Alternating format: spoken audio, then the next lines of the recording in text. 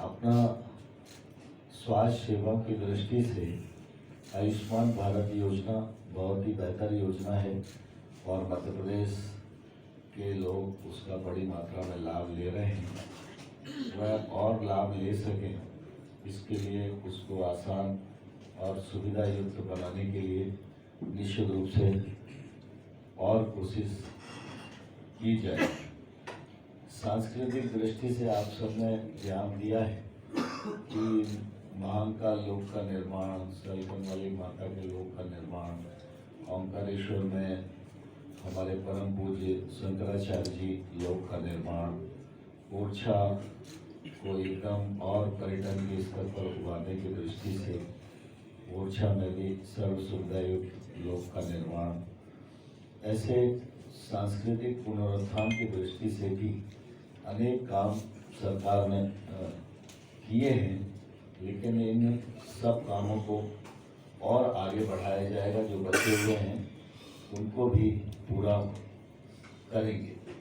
दूसरा, लाडली बहना योजना बहुत अच्छे से चल रही है। लगभग 1,31,31,00,000 लाडली बहना है और उनको 1250 रुपये की उपलब्धता भी हो रही है।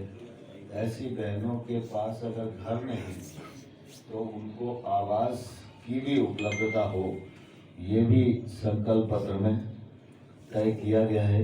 कोई भी व्यक्ति बेघर नहीं रहेगा। प्रधानमंत्री आवास योजना के साथ साथ मुख्यमंत्री आवास योजना पर भी काम होगा और इस दृष्टि से हम लोग आगे बढ़ेंगे। अभी आपने देखा होगा कौशल विकास के लिए ITI का एक प्रकल्प है और उसके माध्यम से कुछ लोग लाभान्वित होते भी हैं। मुख्य रूप से 2 प्रकार के प्रकल्प हैं। एक ग्रामीण स्वरोजगार संस्थान जिसको केंद्र सरकार का ग्रामीण विकास मंत्रालय और सेंट्रल बैंक मिलकर चलाते हैं। उसमें यह है कि जो बच्चे ट्रेनिंग करते हैं और ट्रेनिंग करके वो रोजगार करना चाहते हैं, उनको बैंक हर हालत में स्वरोजगार करने के लिए सुविधा और पैसे मुहैया कराती है। लेकिन साथ ही साथ स्किल डेवलपमेंट और बढ़े, इसके लिए स्किल इंडिया मिशन पूरे केंद्र सरकार ने चालू किया था और उसका लाभ भी पूरे देश में निश्चित रूप से मिल रहा है। लेकिन हमारे मध्य प्रदेश में स्किल्ड और लोग हों तो ITI की तर्ज पर ही इंस्टीट्यूट ऑफ टेक्नोलॉजी ये जगह जगह खोले जाएंगे। तो ITI होगा, इंस्टीट्यूट ऑफ टेक्नोलॉजी होगी, पॉलिटेक्निक होगा, इंजीनियरिंग कॉलेज होगा। इससे निश्चित रूप से डिग्री भी मिलेगी और लोग स्किल्ड भी होंगे। और हम सब जानते हैं स्किल्ड व्यक्ति है तो फिर रोजगार को की उपलब्धता उसको मिल ही जाएगी।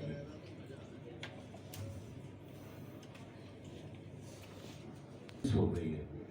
ये भी भारतीय जनता पार्टी के विजन का ही परिणाम है। अब लेकिन इसके बाद भी हम लोगों को ऐसा लगता है कि आदिवासी जो इलाके हैं उन इलाकों में भी मेडिकल कॉलेज खोला जाए।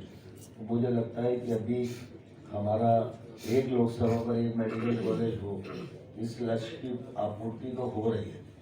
जो मोदी जी ने लक्ष्य पिछले बार तय किया था कि हमारे यहाँ 29 लोकसभा है और 30 मेडिकल कॉलेज हैं। लेकिन फिर भी कुछ जिले ऐसे हैं जिससे हमारा मुरैना लोकसभा है तो वहाँ 2 हो गए, मुरैना में भी है और श्योपुर में भी।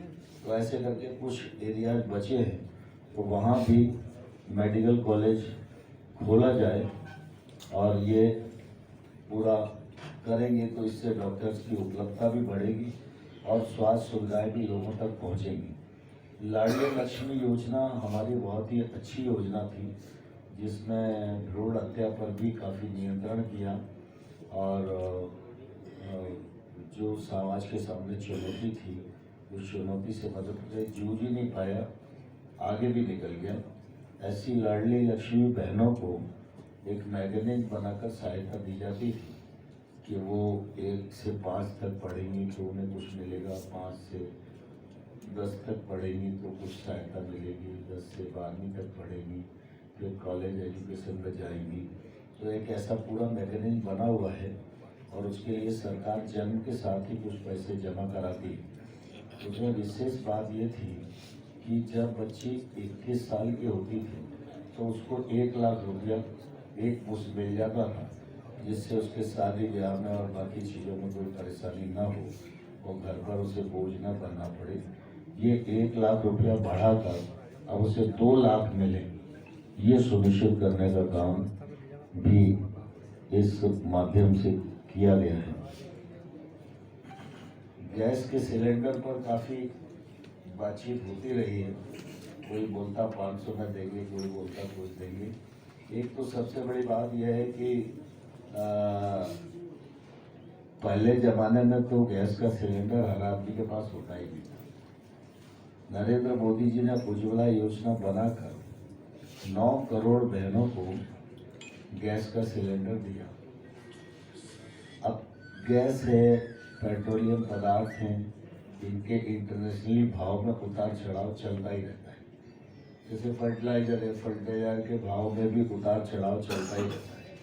आज एक यूरिया का बोरी खरीदो तो किसान को 266 में देते हैं, लेकिन उसकी कीमत 2466 है, तो मतलब 2200 रुपये की लगभग एक कट्टे पर सब्सिडी है। ऐसे ही गैस पर भी सब्सिडी है, लेकिन मोदी जी ने पिछले बार कहा था कि जो सक्षम लोग हैं वो सब्सिडी छोड़े तो गरीब लोगों तक ये गैस पहुँचे, और मुझे प्रसन्नता है कि 9 करोड़ लोगों तक अतिरिक्त पहुँच गई है।